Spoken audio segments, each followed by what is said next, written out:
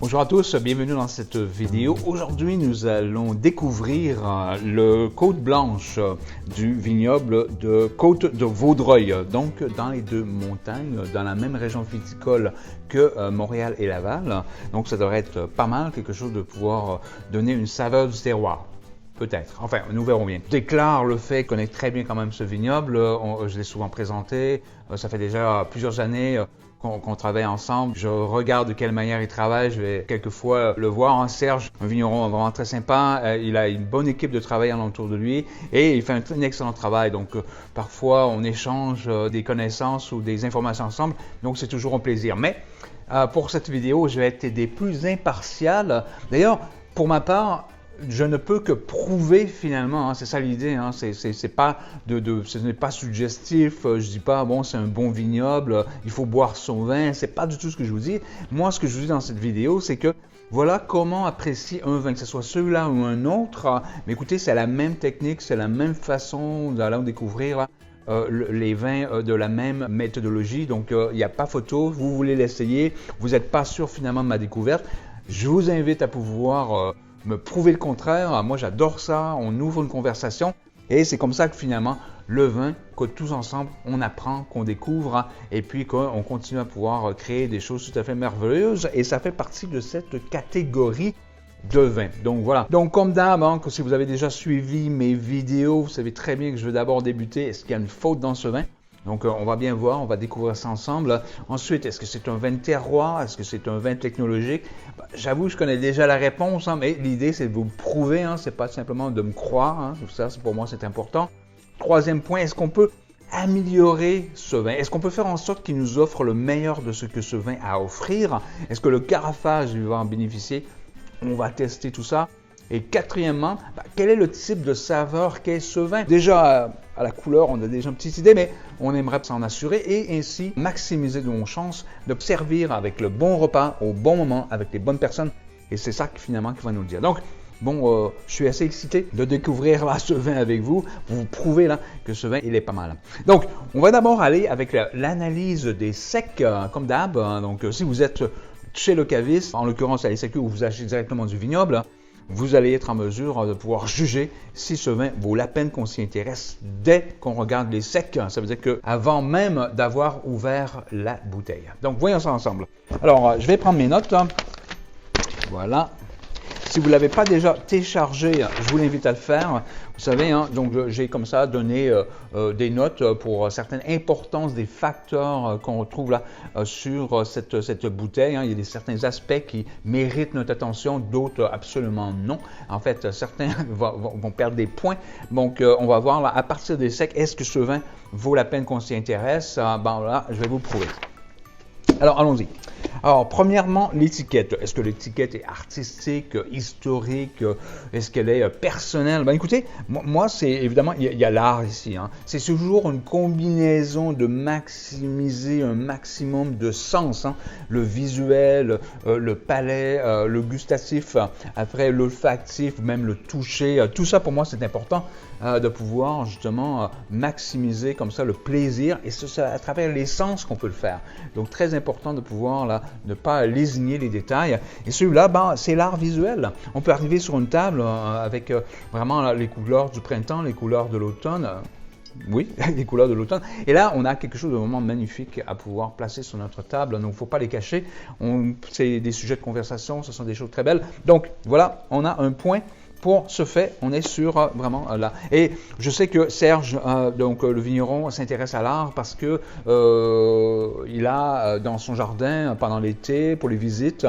Il va y avoir des expositions d'art. Donc, il y a aussi un intérêt personnel à pouvoir promouvoir l'art. Et l'art gustatif, écoutez, ça, c'est la résultante. C'est ce qu'on va découvrir ensemble. Donc, vous voyez, tout ça combine qu'il y a une attention, évidemment, avec le travail. On y va avec l'émotion, on y va avec l'art. Voilà, c'est ça que ça veut donner. Ensuite, mauvaise qualité. Non, je ne crois pas. Il y a peut-être, ici, ça sort un peu. Si je le mets dans un seau d'eau, est-ce que finalement, on va perdre l'étiquette, mauvaise colle, tout ça? Parce qu'il y a un lien direct avec la qualité des sectes et la qualité du produit du vin. Alors, si c'est de mauvaise qualité, tout ce qui est là, c'est qu'à l'intérieur, c'est de mauvaise qualité. Donc, c'est pour cette raison qu'on fait ce lien ensemble pour voir est-ce qu'il y a vraiment des trucs de mauvaise qualité sur cette bouteille. Ben, on va voir. Unilingue, ben, écoutez, on va voir. Hein. Donc, normalement, c'est unilingue. Leur dépôt de cristaux, voilà, c'est unilingue, c'est français.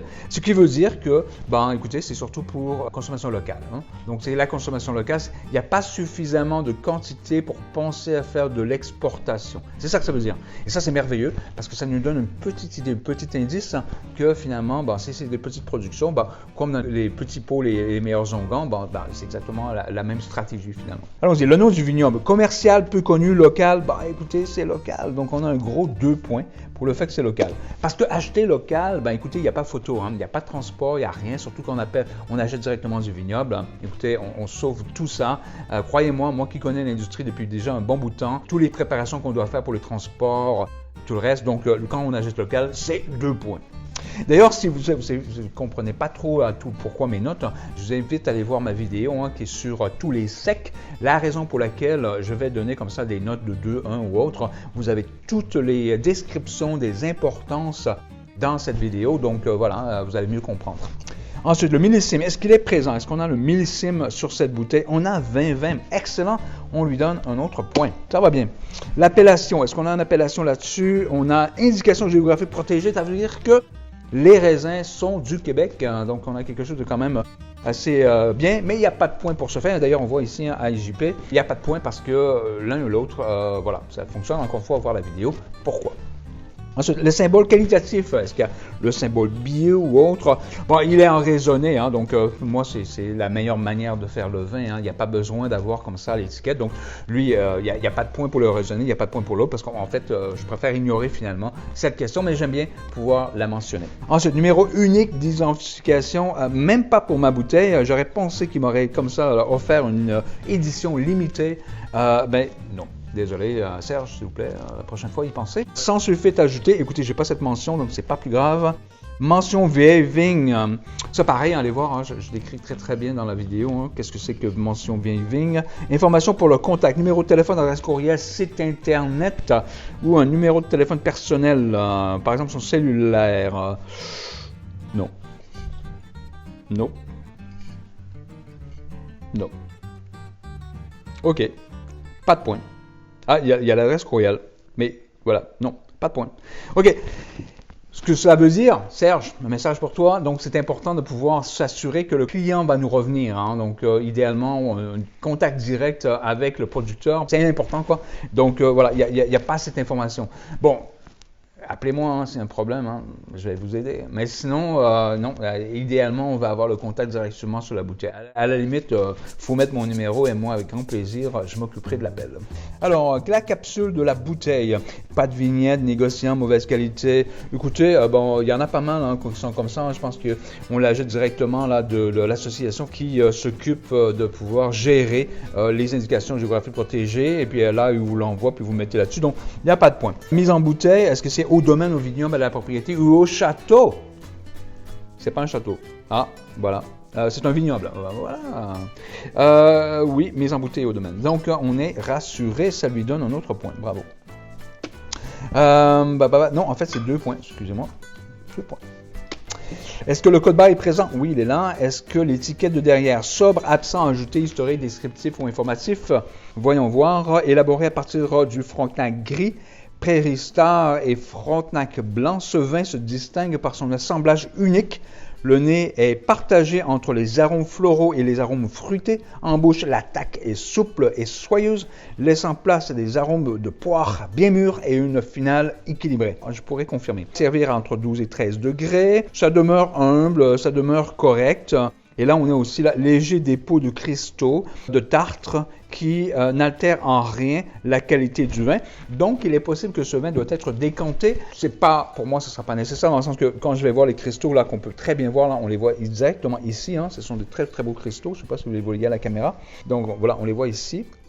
sont bien isolés là sur la partie là, juste au bas de la piqûre qu'on appelle, hein, ou au bas du cul, hein, c'est dépendamment de la manière que vous voulez vous exprimer. Vous l'avez ici. Là, à la fin de la bouteille, je vais éviter de tout verser finalement quand on est au courant. Donc ça, il y a un point pour ça aussi. Alors, on va se donner descriptif et éducatif, donc c'est le cas sobre. Donc, on va donner un gros 2 points pour ce fait. Poids de la bouteille, on est au-delà on est à 460 grammes, donc ça va. Couleur, on est sur le blanc. Évidemment, le blanc ne protège en aucunement pour le UV, mais il faut savoir que c'est la couleur qu'on voulait présenter.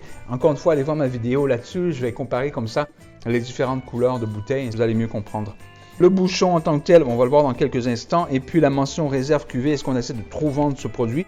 Non, ce n'est pas le cas. On essaie vraiment de rester honnête, intègre avec le client. Donc voilà, le client qui est vous. Alors, qu'est-ce qu'on a comme résultante? Moi, je vais avoir 2, 6, 7, 8. Et moi, j'imagine avec le bouchon, qu'est-ce que ça donne le bouchon? Bonne qualité, donc il y aura sûrement un 1. Donc, on a un 9. 9 sur 20. C'est modéré comme note. C'est ce genre de note qu'on peut avoir sur les vins locaux, hein, qui ne font pas d'emphase sur le marketing ou rien de tout ça. Donc, tout va bien. Mais voilà, c'est l'important, c'est le jus. Pour moi, c'est pour vous donner une indication. Quels sont les facteurs qu'on peut observer qui nous permettront de dire, quand vous serez chez le caviste, est-ce que ce vin, je l'apporte à la maison ou non? Et si oui, pourquoi? Et en espérant que vous avez mémorisé finalement ces quelques détails qui vous permettra de pouvoir définir et d'expliquer votre décision. Ça fait toujours plus cool de dire « bah non, j'aime juste l'étiquette finalement, voilà ». Et là, vous vous êtes évidemment trompé parce que très souvent, c'est trompeur. Bon, voilà, c'est le résultat pour ce vin, ce magnifique vin que j'ai déjà l'eau à la bouche parce que j'ai souvent goûté, j'ai souvent présenté, mais encore une fois, je vais être très impartial. Alors, je vous vois à la prochaine vidéo. La prochaine vidéo, on va aller sur le visuel, on va aller sur l'olfactif, on va aller sur le gustatif pour se donner une opinion, une observation beaucoup plus définie. Et c'est ce vin, pourquoi il en vaut la peine. Alors, je vous vois dans quelques instants. Merci et à plus tard. Bye.